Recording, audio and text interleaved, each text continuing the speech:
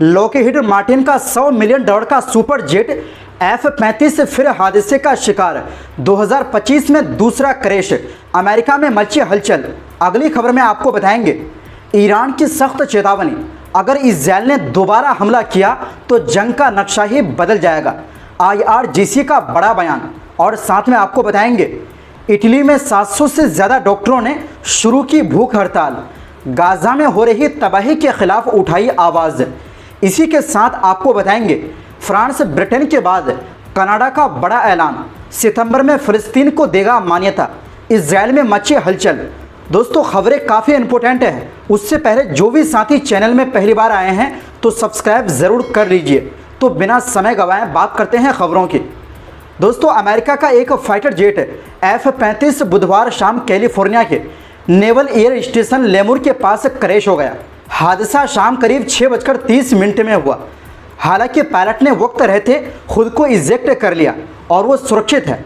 अभी इस हादसे की जांच चल रही है कि क्रैश कैसे हुआ। CNN की लोकल टीम ने जो वीडियो शेयर किया है उसमें देखा जा सकता है कि खेतों के पास वाले खुले इलाकों में आग और काले धुएं के गुब्बार उठ रहे हैं। मौके पर मेडिकल टीम पायलट की मदद कर रही थी और केल फायर की टीम ने भी आग बुझाने में मदद की। दरअसल ये jet VF-125 rough readers squadron था जो पायलटों की ट्रेनिंग के लिए होता है।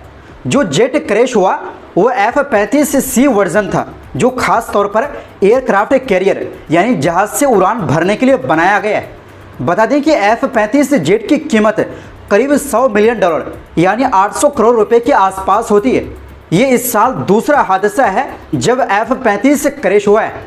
इससे पहले जनवरी में अलास्का में एक एयरफोर्स का F-35A ट्रेनिंग के दौरान गिरा था जिसमें पायलट ने भी सुरक्षित खुद को बाहर निकाल लिया था।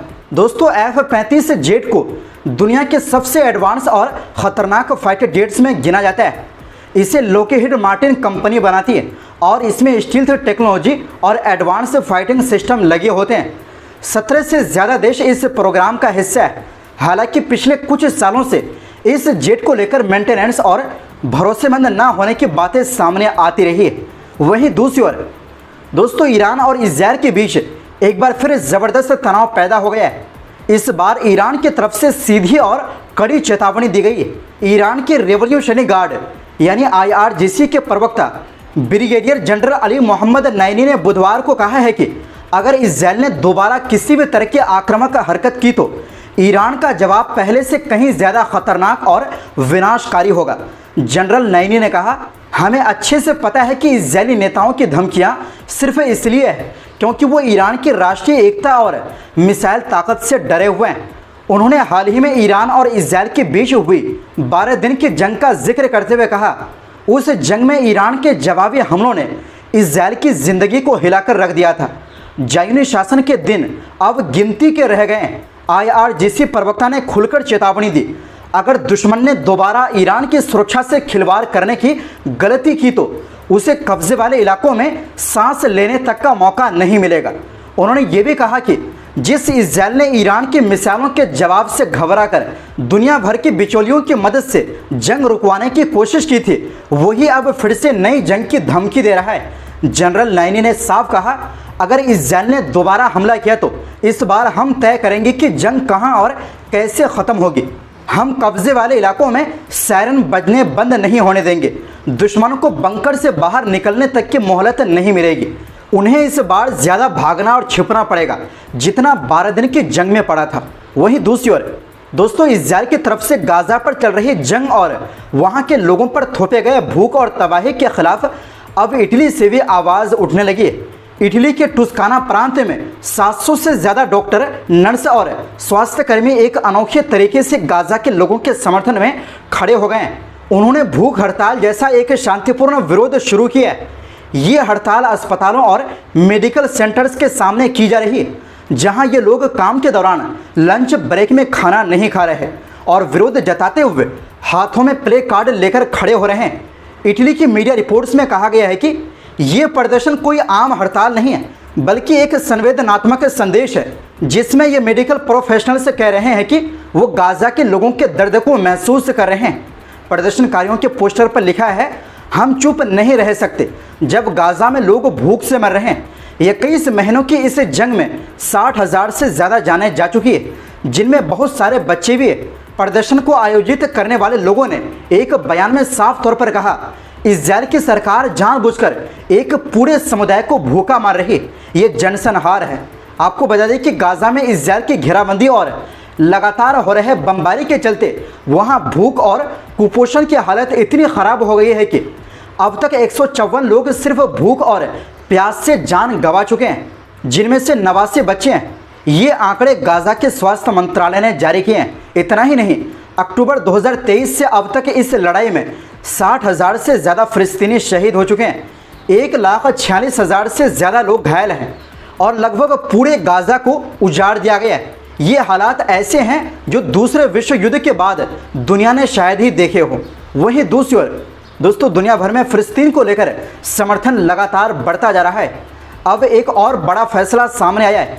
कनाडा ने आधिकारिक तौर पर ऐलान किया है कि वो सितंबर 2025 में फिलिस्तीन को एक स्वतंत्र देश के रूप में मान्यता देगा। कनाडा के प्रधानमंत्री मार्क कार्नी ने बुधवार को प्रेस कॉन्फ्रेंस में कहा, हम संयुक्त राष्ट्र की 80वीं सभा में फिलिस्तीन को मान्यता देने जा रहे हैं। हालांकि उन्होंने ये भी कहा कि ये मान्यता कुछ शर्तों पर आधारित होगी। फिलिस्तीनी अथॉरिटी को अपने शासन में बड़े बदलाव लाने होंगे, 2026 में चुनाव कराने होंगे और ख़ास बात यह कि इस चुनाव में हमास को हिस्सा लेने की इजाज़त नहीं होगी। यानी ये थोड़ा अजीब मांग है, क्योंकि फिलिस्तीन में ज़्यादातर हमास को ही चाहने वाले हैं। दोस्तों, अब तक कनाडा का स्टैंड ये रहा है कि जब तक इजराइल और फिलिस्तीन के बीच शांति समझौता नहीं हो जाता, तब तक वो फिलिस्तीन को मान्यता नहीं देगा। लेकिन पीएम कार्नी ने अब कहा है कि ज़मीन पर जो हालात हैं, खासकर गाजा में भूखमरी और तबाही, उसे देखते हुए अब और इंतज़ार नहीं किया जा सकता। उन्होंने इजराइल पर सीधा हमला बोलते हुए कहा, इजरायली सरकार जानबूझकर गाजा को तबाही की तरफ धकेल रही है और इसका हम विरोध करते हैं।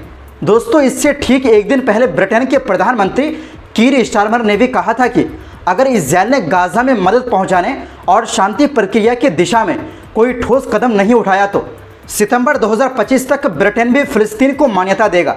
फिलिस्तीनी राष्ट्रपति महमूद अब्बास ने पीएम कार्नी से फ़ोन पर बात कर इस फैसले का स्वागत किया और कहा, कनाडा का यह ऐतिहासिक फैसला न सिर्फ शांति को मजबूत करेगा बल्कि 2 राष्ट्र समाधान को बचाने में भी मदद करेगा।